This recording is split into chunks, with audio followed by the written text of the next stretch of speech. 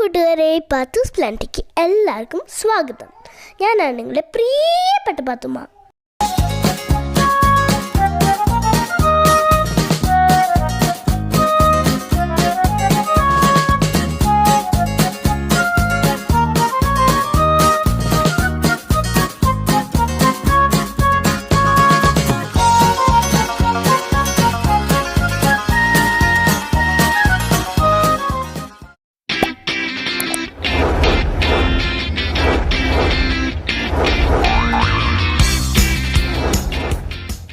അപ്പോൾ കൂട്ടുകാരെ, ഇന്ന് നമ്മൾ ഉണ്ടാക്കാൻ പോകുന്നത് ഒരു കിടിലൻ തലശ്ശേരി സീ ഫുഡ് ബിരിയാണിയാണ്.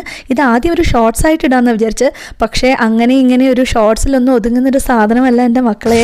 ഭയങ്കര കിടിലൻ ഉഷാർ സാധനമാണ്. അപ്പോൾ ഇതെങ്ങനെ ഉണ്ടാക്കണമെന്ന് അറിയണതിന് മുമ്പ് നിങ്ങൾ ആദ്യമായിട്ടാണ് ഈ ചാനൽ കാണുന്നതെങ്കിൽ താഴെ കാണുന്ന സബ്സ്ക്രൈബ് ബട്ടൺ ഒന്ന് പ്രസ് ചെയ്ത് സബ്സ്ക്രൈബ് ചെയ്യാൻ മറക്കല്ലേ. ഞാനിതിനെ സീ ഫുഡ് ബിരിയാണി എന്ന് വിളിക്കാൻ ഒരു കാരണം ഉണ്ട് കേട്ടോ. വെറും പ്രോൺസോ വെറും മീനോ മാത്രമല്ല ഇട്ട് ഉണ്ടാക്കിയത്. 1/4 കിലോ പ്രോൺസും പിന്നെ 1/4 കിലോ കഷ്ണ മീനില്ലേ, ചൂരയോ അങ്ങനെ എന്തെങ്കിലും കഷ്ണമായിട്ടുള്ള മീനും ഇട്ടിട്ടാണ് ഈ ബിരിയാണി ഉണ്ടാക്കിയത്. അതുകൊണ്ടാണ് സീ ഫുഡ് ബിരിയാണി എന്ന് വിളിച്ചത്. ഇനി ഇതിലേക്ക് കുറച്ച് ഉപ്പ്, പിന്നെ കുറച്ച് മഞ്ഞൾപ്പൊടി, കുറച്ച് മുളക് പൊടി, കുറച്ച് മല്ലിപ്പൊടി, ഇതൊക്കെ ഇട്ട് കൊടുത്ത് നമ്മുടെ കൈ കൊണ്ട് തന്നെ നല്ലോണം ഒന്ന് തിരുമ്മിയെടുക്കണം. അങ്ങനെ തിരുമ്മിയെടുത്ത് കഴിഞ്ഞാൽ ഇതൊരു അരമണിക്കൂർ സെറ്റാകാൻ വേണ്ടി സൈഡിലേക്ക് മാറ്റി വയ്ക്കുക. ഇനി ഒരു പാനിലേക്ക് കുറച്ച് എണ്ണ ചൂടാക്കാൻ ഒഴിച്ചിട്ട് അതിലേക്ക് നമ്മൾ ഈ പുരട്ടി വെച്ചിരിക്കുന്ന മീനുകളൊക്കെ എടുത്തിട്ട് ഒന്ന് നല്ലോണം ഫ്രൈ ചെയ്തെടുക്കുക. കുറച്ച് നേരം കഴിഞ്ഞ ശേഷം ഒന്ന് തിരിച്ചിട്ടും ഫ്രൈ ചെയ്തെടുക്കുക. അങ്ങനെ ഡീപ്പ് ഫ്രൈ ആവണമെന്നില്ല, ചെറുതായി ഒന്ന് മുരിഞ്ഞാൽ മതി.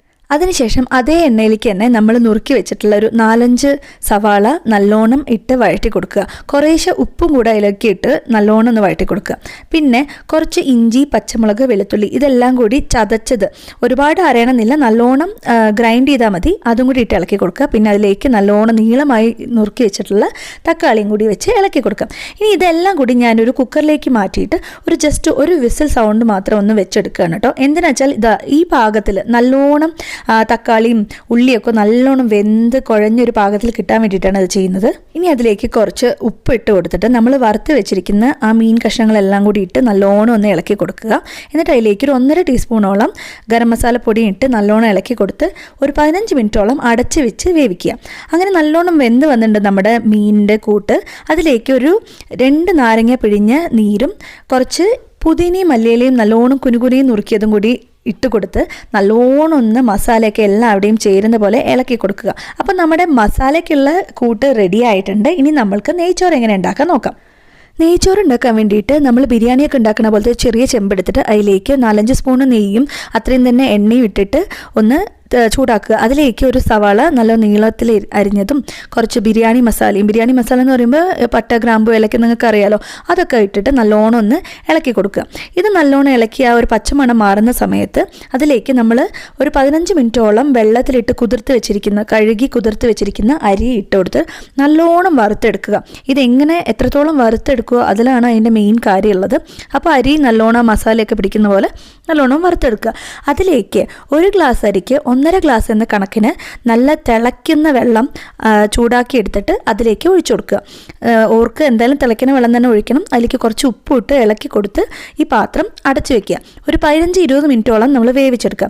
അപ്പം നമുക്ക് ഇതുപോലെ നല്ല കുതിർന്ന ബിരിയാണി കിട്ടുന്നതാണ്. കണ്ടോ, അരി നല്ലോണം ഇങ്ങനെ ഉലർന്ന് കിടക്കുന്നുണ്ട്.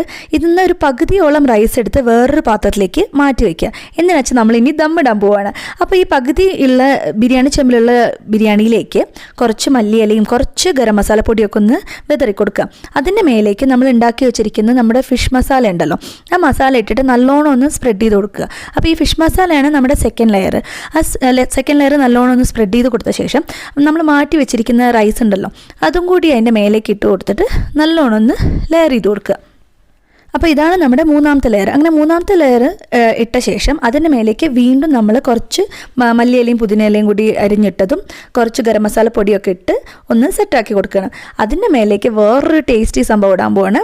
കുറച്ച് ഉള്ളി നീളത്തിൽ അരിഞ്ഞിട്ട് വഴറ്റിയെടുത്തത്, ഒരു ബ്രൗണിഷ് നിറമാവുന്ന വരെ വഴറ്റിയെടുത്ത സാധനവും കൂടെ നമ്മൾ അതിൻ്റെ മുകളിലേക്ക് ഇട്ട് കൊടുക്കാൻ പോവുകയാണ്. അതും കൂടി ഇട്ട് കഴിഞ്ഞാൽ നമ്മുടെ ലെയറിങ് കംപ്ലീറ്റ് ആയി. ഇനി ഇത് അടച്ച് വെച്ചിട്ട് നമ്മൾ ഒരു 10-15 മിനിറ്റോളം ദമ്മിട്ട് വെക്കാൻ പോവുകയാണ്. ആ ദമ്മിടാൻ വേണ്ടിയിട്ട് കുറച്ച് മൈദ മാവോ അല്ലെങ്കിൽ ഗോതമ്പ് മാവോ നമ്മൾ ചപ്പാത്തിക്കൊക്കെ കുഴയ്ക്കുന്ന പരുവത്തിൽ കുഴച്ചെടുത്താൽ മതി.